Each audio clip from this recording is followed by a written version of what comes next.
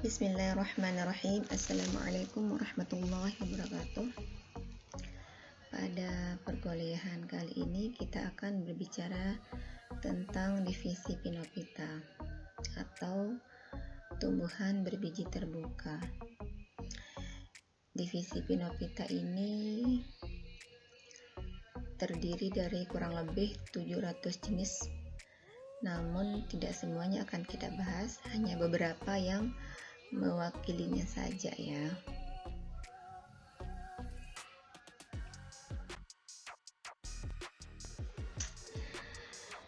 Ya, ada beberapa persamaan antara divisi Pinophyta dengan Magnoliophyta, yaitu yang pertama, kedua divisi ini sama-sama memiliki bunga, dan bunganya itu tersusun atas dua daun sporofil, yaitu mikrosporofil atau disebut dengan stamen atau juga benang sari. Selanjutnya ada megasporofil atau karpel atau daun buah. Selanjutnya mikrosporofil ini akan menghasilkan mikrospora atau disebut dengan serbuk sari, dan megasporofil akan menghasilkan megaspora atau disebut dengan kantong embrio. Persamaan selanjutnya yaitu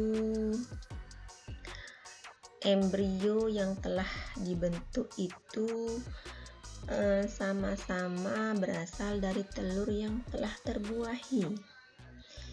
Terbuahinya ini di dalam ruang megaspora ya, atau di dalam kantong embrio. Persamaan selanjutnya yaitu dihasilkannya biji dengan satu atau dua kulit biji. Selanjutnya mereka sama-sama memiliki perisikel pada akar. Perisikel ini merupakan lapisan sel-sel di sebelah dalam dari endodermis akar ya. Persamaan yang selanjutnya yaitu mereka sama-sama memiliki ikatan pembuluh kolateral.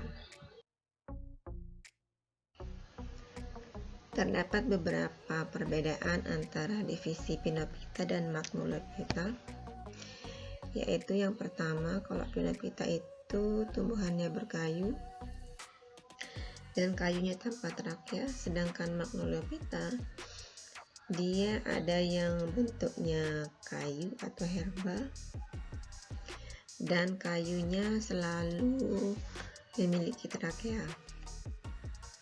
Kalau pada Pinophyta sporofilnya itu tersusun dalam strobilus, sedangkan pada Magnoliophyta sporofilnya itu tersusun dalam bunga, dan dia juga memiliki perhiasan bunga yang umumnya memiliki warna yang mencolok, sedangkan pada Pinophyta itu tidak memiliki perhiasan bunga. Pada Pinophyta ovulnya terdapat pada permukaan megasporofil, sedangkan pada Magnoliophyta ovulnya terdapat di dalam ovarium yang tertutup. Pada Pinophyta polennya langsung berhubungan dengan ovul, sedangkan Magnoliophyta polennya itu tidak langsung berhubungan dengan ovul, namun hinggap pada stigma. Tidak terdapat tumbuhan ganda pada Pinophyta, sedangkan pada Magnoliophyta adanya pembuahan ganda. Selanjutnya endosperm pada Pinophyta dibentuk oleh jaringan vegetatif dari gametofit betina, sedangkan pada Magnoliophyta endospermnya muncul setelah pembuahan.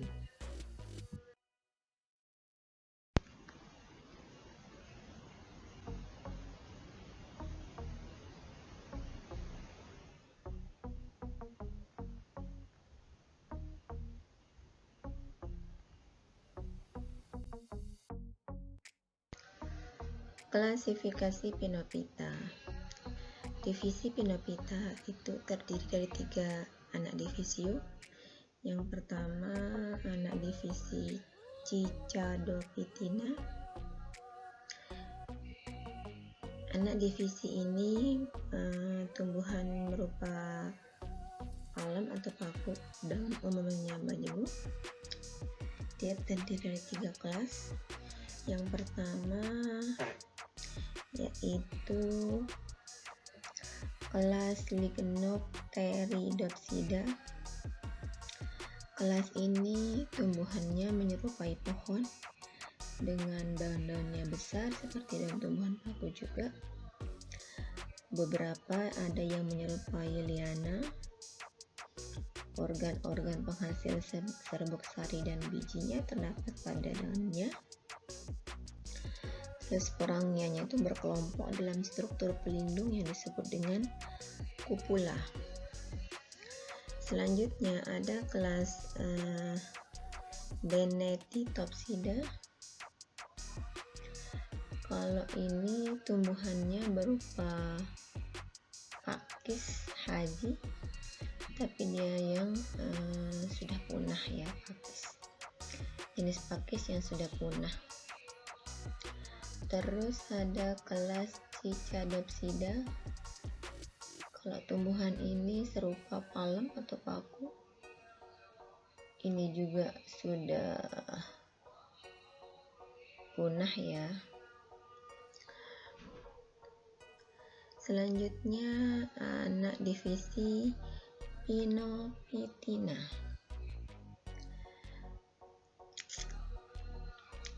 Anak divisi Pinophytina ini terdiri dari 3 kelas juga. Tumbuhannya dengan daun tunggal, kayunya tidak mempunyai trakea dan relatif padat. Kelas Ginkgoopsidanya ini yang termasuk contoh dari Ginkgo biloba. Terus ada kelas Chordaytopsida. Kalau kelas ini juga sudah punah. Terus ada kelas Coniferopsida. Anggota dari kelas ini kebanyakan pohon, beberapa ada yang perdu juga. Terus umumnya tetap hijau, daunnya berbentuk sisik dan berbentuk jarum. Selanjutnya ada anak divisi Gnetophytina. Kalau divisi ini dia termasuk Gymnospermae yang problematik dengan morfologi yang menarik. Beberapa suku yang mewakili Pinophyta yaitu ada yang pertama suku Cicadaceae. Jadi suku ini pohon serupa dengan palem atau perdu. Dia jarang ada yang bercabang, kadang-kadang mempunyai tuber. Terus empulurnya besar, pada kulit batang terdapat saluran lendir. Dia juga memiliki daun yang majemuk pinnatus, tersusun spiral, terkumpul di ujung batang membentuk mahkota. Daun mudanya menggulung seperti daun paku. Terus tumbuhan ini berumah 2. Strobilus terletak terminal, uniseksual.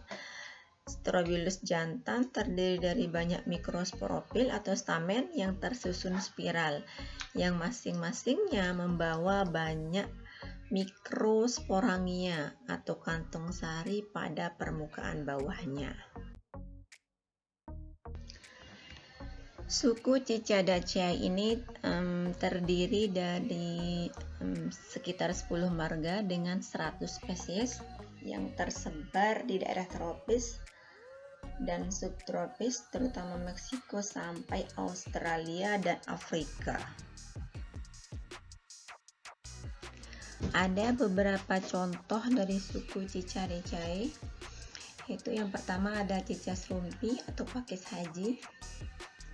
Spesies ini pada empulurnya banyak mengandung amilum serta memiliki getah yang dapat dimanfaatkan sebagai obat.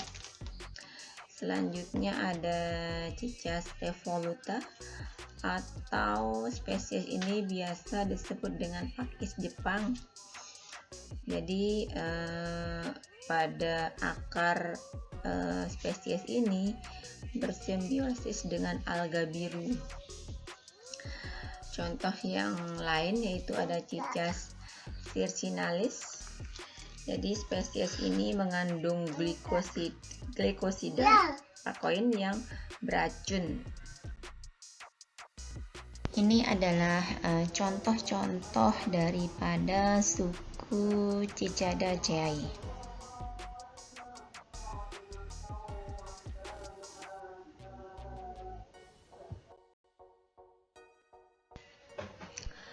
Suku Ginkgoaceae.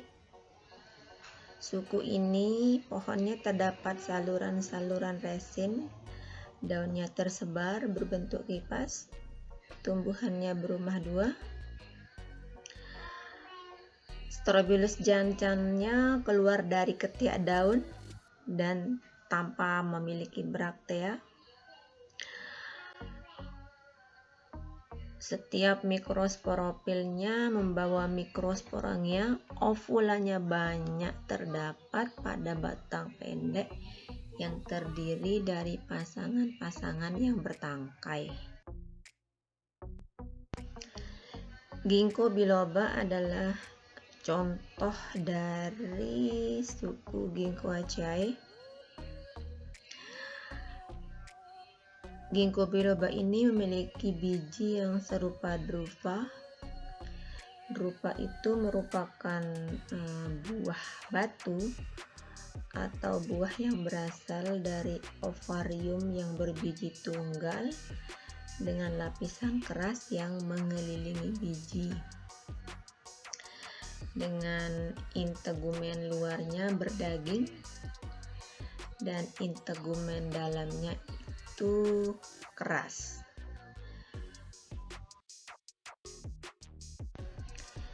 Ini adalah contoh Ginkgo biloba dengan bentuk strobilus pada batang, yaitu pada gambar A itu menunjukkan strobilus betina yang melekat pada cabang yang kerdil atau yang kecil. Terus yang gambar B yaitu strobilus jantan. Terus yang gambar C itu terlihat itu ada cabang dengan dua ovula. Ini sebenarnya kalau diperbesar yang gambar A juga termasuk ke dalam cabang yang membawa dua ovula ya. Terus yang gambar D itu adalah mikrosporofil. Jadi ini ada perbesaran lagi, tapi gambarnya agak kurang jelas ya. Tapi gambar itu menunjukkan bahwa mikrosporofil yang membawa dua mikrosporangia. Suku Pinaceae. Anggota dari suku ini habitusnya itu pohon, jarang yang perdu, mempunyai saluran resin juga sama kayak sebagian besar dari suku-suku yang sebelumnya. Daunnya tunggal linearis sampai berbentuk jarum yang terletak dalam dua baris atau dalam ikatan. Kebanyakan tumbuhannya berumah satu. Strobilus jantannya membawa banyak sporangia. Dia mikrosporanya berbentuk sayap. Sedangkan Strobilus betinanya membawa sejumlah sisik ovula yang tersusun spiral. Sisik ovula ini tumbuh pada sisik braktea. Pada setiap sisik membawa 2 ovula pada permukaan atasnya. Dan Strobilus betina yang masak akan tumbuh menjadi konus atau runjung yang mengeras dan mengayun.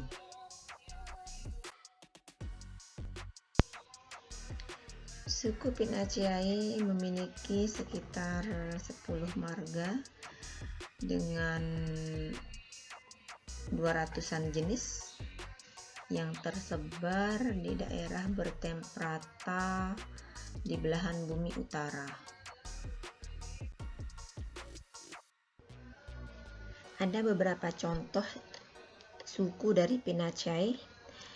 Sebenarnya banyak sih contohnya ya, tapi ibu hanya akan menyebutkan beberapanya saja, yaitu yang pertama ada Pinus mercusi. Jadi pohon ini menghasilkan resin, tapi secara umum Pinus ini atau suku Pinaceae ini menghasilkan resin. Resin itu adalah getah. Nanti getah tersebut setelah diolah akan menghasilkan yang namanya terpentin. Terpentin ini nanti olahan dari getah tersebut warnanya agak kuning muda hingga coklat. Terus dia bentuknya agak lengket ya. Kalau dilihat dari segi fungsinya sangat banyak sekali. Di antaranya ada sebagai bahan baku industri, kosmetik, minyak cat, campuran bahan pelarut, antiseptik, dan juga jadi di bidang farmasi ya. Selain fungsi terpentin tadi, kayunya juga bisa dijadikan bahan industri kertas. Dan juga pohonnya secara utuh itu bisa dijadikan sebagai pohon untuk reboisasi. Contoh yang kedua itu ada Pinus montezumae. Ini biasa dikenal dengan Tusa Meksiko. Di sini dilihat dari gambarnya, dilihat dari daun. Satu ikatan daun itu terdiri dari 5 helai, sedangkan kalau Pinus insularia satu ikatan daun itu terdiri dari 3 helai ya. Selanjutnya ada Abies balsamea. Kalau contoh ini dia biasa digunakan sebagai pengawet preparat ya di laboratorium. Jadi dia mempunyai sifat bening setelah kering seperti itu. Suku Genetaceae. Habitus dari suku ini adalah pohon, perdu, atau ada juga yang liana. Pada silemnya sudah terdapat trakea, terus juga memiliki saluran lendir yang terdapat pada floem. Daunnya itu tunggal, berhadapan, atau ada juga yang bersilangan. Bentuknya ovatus, ellipticus, sampai ada yang oblongus juga, dengan urat daun berbentuk jala dan menyirip.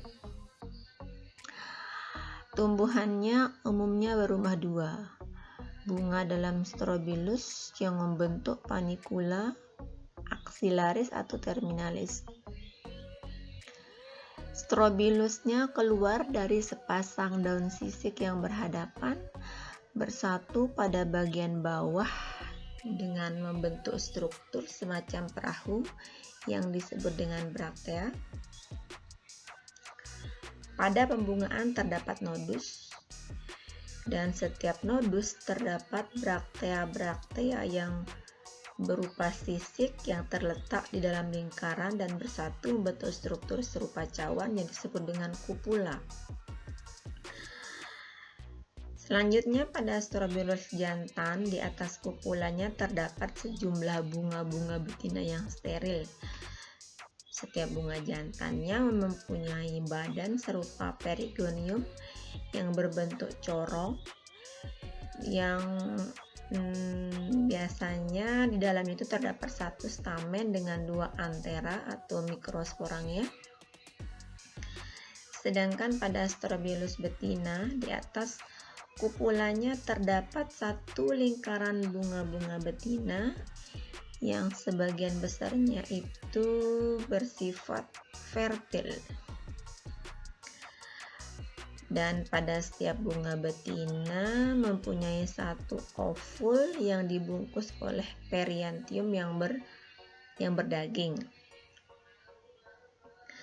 Ovulanya dari suku ini mempunyai 2 integumen yang membungkus nucellus. Setiap integumennya itu terbuka pada bagian afeks, yang mana pada integumen dalam afeksnya berakhir pada tabung mikrosporofil.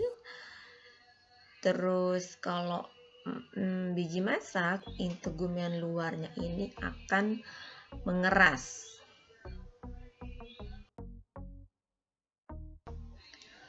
Suku Gnetaceae terdiri dari satu marga, yaitu Gnetum. Namun dia memiliki sekitar 30 spesies yang tersebar di daerah tropis. Beberapa contohnya adalah yang paling masyhur atau yang paling dikenal itu adalah Gnetum genemon. Ada juga Gnetum latifolium, tenufolium, dan indicum.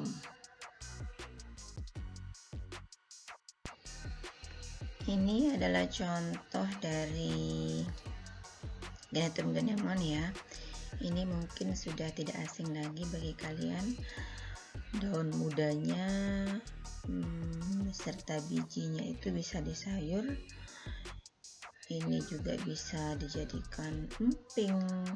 Terus kulit kayunya itu bisa dibuat jadi benang jala dan juga diolah menjadi bahan kertas. Jadi pada gambar pertama dan kedua ini adalah bentuk braktea yang serupa sisik. Terus gambar selanjutnya bentuknya setelah menjadi biji. Ini adalah sketsa dari Gnetum genemon. Terlihat adanya perbedaan Strobilus jantan dan betina. Kalau pada Strobilus jantan, di atas kupulanya itu terdapat lingkaran-lingkaran bunga betina yang bersifat steril. Kalau pada Strobilus betina, itu bunganya bersifat fertil. Dan pada nucellus dari Gnetum ini dibungkus oleh 2 integumen, yaitu integumen luar dan dalam, yang mana kalau biji melinjo ini masak, integumen luar ini akan mengeras seperti itu.